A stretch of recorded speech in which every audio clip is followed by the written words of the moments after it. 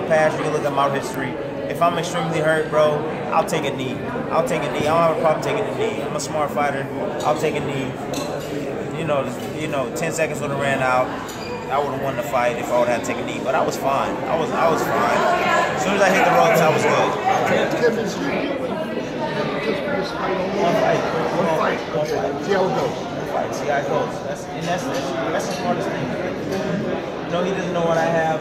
You know, he don't know what I have left. You know, at the same time, I gotta be confident. It's gonna be one fight deal.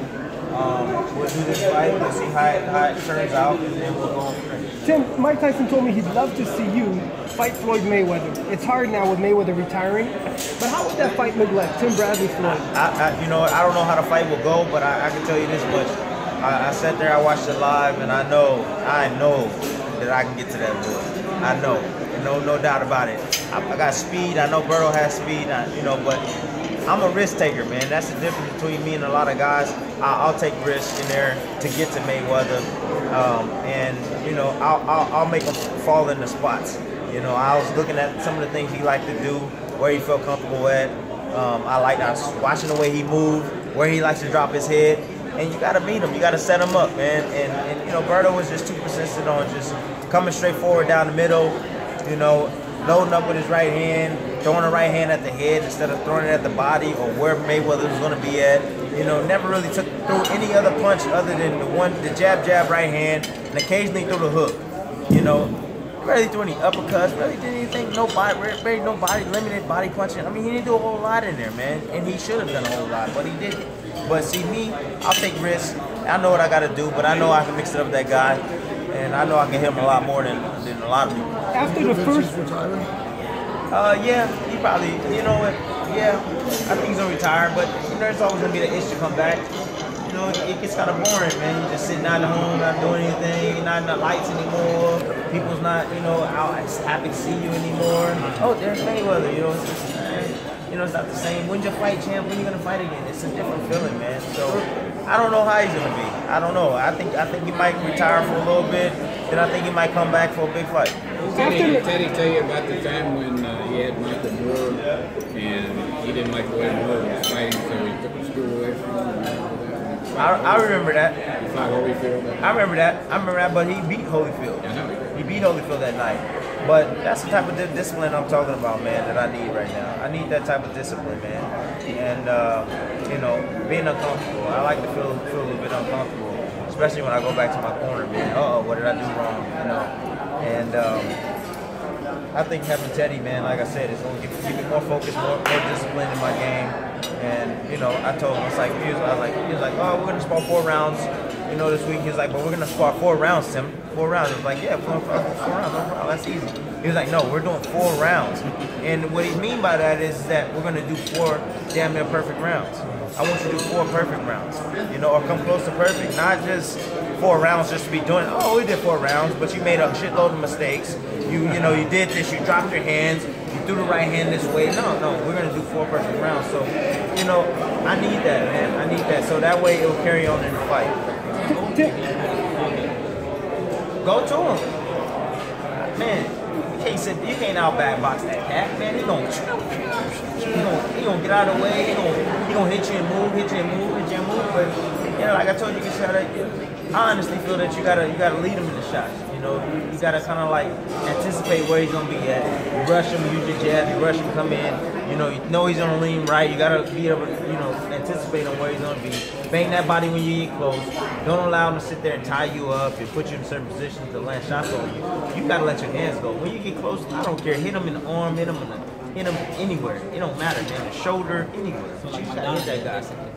You just gotta maul him, man. You gotta maul him, and know your spots when to attack, not to. Then make a miss out of it. After, was it the first Manny fight, second Manny fight, you went to visit Floyd in the gym. Now Floyd retired, 49-0. What memories do you have from being that day at the gym? Hardest work I've ever seen in my life. Why? You work hard. Nah, he worked harder than me. Like, yeah, he works. That dude works. And the crazy thing about it is, like, I sit there, I was like, man, this can't be normal. This can't be normal. Like, this guy will go literally like 25, 30 minutes on the heavy bag. And then, like, drink soda, eat pizza, and then like from there he'll go in the ring and do another 25 minutes on the hand pads, and then leave there, and then I mean he just nonstop, dude, no rest. You know, and he's eating junk, stand up late. I mean, I'm just like, this dude is a freak. But it works for him. Dude, he's a freak, man. Yeah, he's unreal. He's absurd, literally unreal. I've never seen anybody train like that. It was a great experience to go in there and see a guy that worked that hard, and I understand like why he's where he's at, because he really, truly like works. Oh, I mean, he could be. He considers himself the best ever, but I mean, when you look at Mayweather, you size him up against like Sugar Ray Robinson, you size him up against like Roberto Duran, and you know, these are guys that actually like they went up in weight and they faced champions in their weight class, went up to 160. You know, like if you consider yourself the best ever, like you will do things that are not normal and make them normal. You get what I'm saying? So like you'll do things like Roberto Duran and Sugar Ray and all these guys that like they'll go up in another weight class or 2 weight classes up and face the champion and beat the champion or the guy they also called most dangerous. You know what I'm saying? Like they do things like that. So like for instance, like when it said Mayweather Triple G, I was like, whoa, that'd be great. 160? No interest. Perfect. He can go up there and show like my boxing skills. It don't matter how big you are, how strong you are. 160, I'm gonna go up there and I'm gonna take him out at his weight at 160 and show his greatness that way. You know what I mean? So that's the way I look at it. But you know, that's the way I look at the situation. But you know, he's calling himself the greatest ever. I think honestly, the people should say it, not him. You know what I mean? Let the people say it. Let the people put you in that place. But I'm not hating. You know, hey. If he says he's the best ever, he's the best ever. That's what he say. But that's my opinion on it. You know what I mean? Yeah. I mean, honestly, man, I would love an opportunity. That's it. I just want an opportunity, man. I face the rest of the guys, you know, in my division. I would have loved to face him. Tim, I gotta. The days, the fighters in the old days, they were fighting a lot more often and a lot more rounds per fight.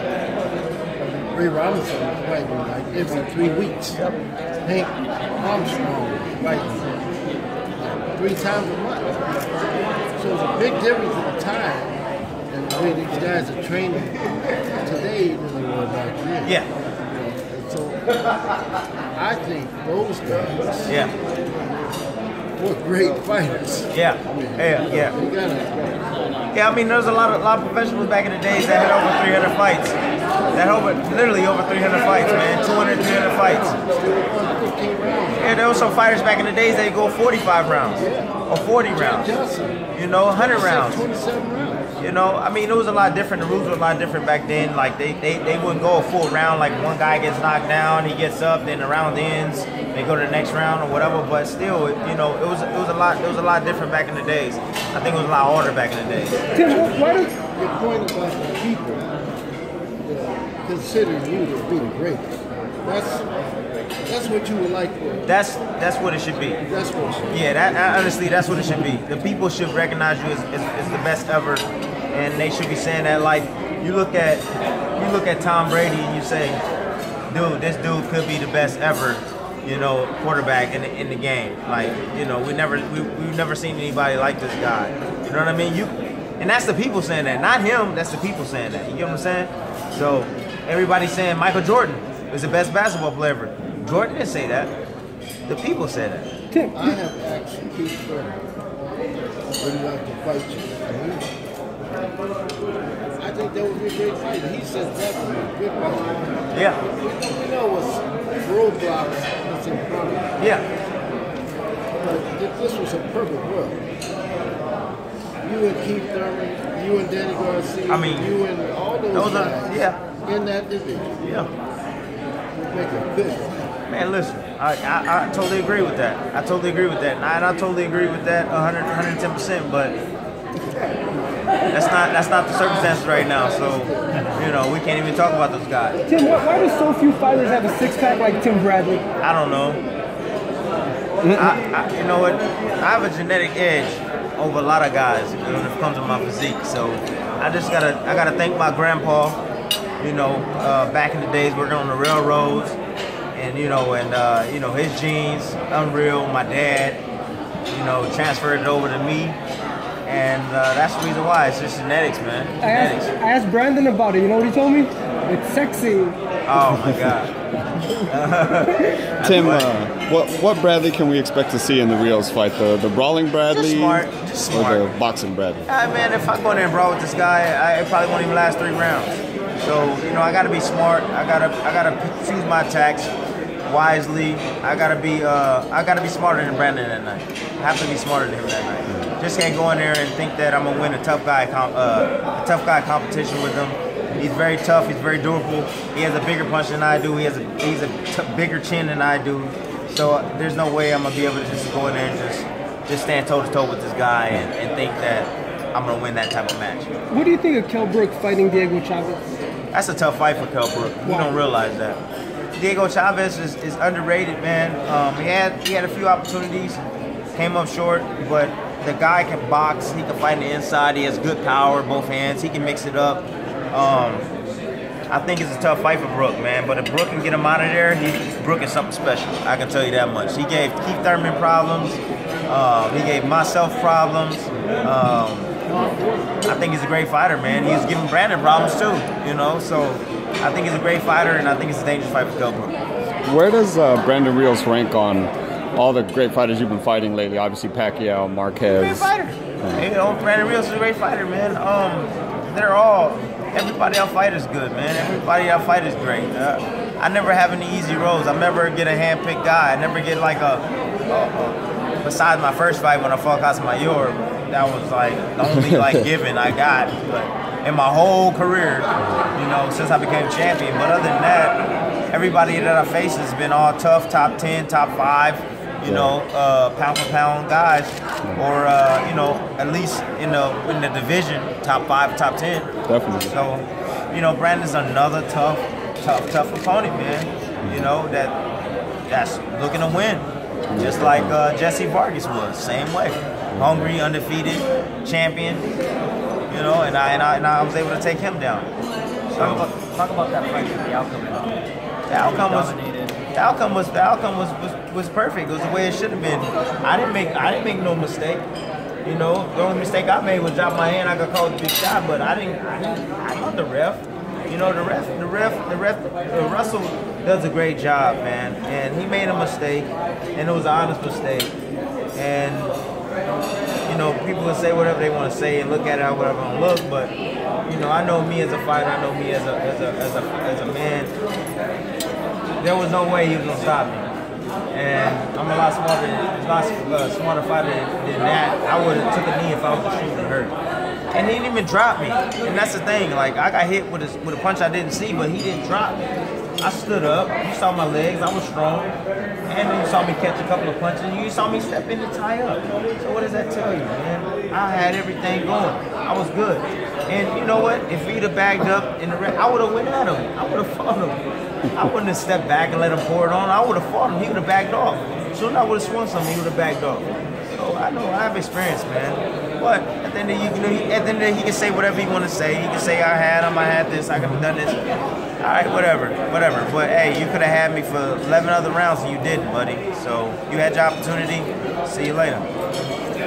What kind of fight can fans expect on November 7th at the Thomas Come on, man. You already know, man. Brandon ain't never in a boring fight. He always come to fight. Y'all know I always come to fight. So, you know, all the fans are gonna tune in. I don't even have to say nothing, man. Everybody know Bradley and Brandon smells a war. That's what you smell. I mean, it's just, you know, I think it's gonna be a great fight.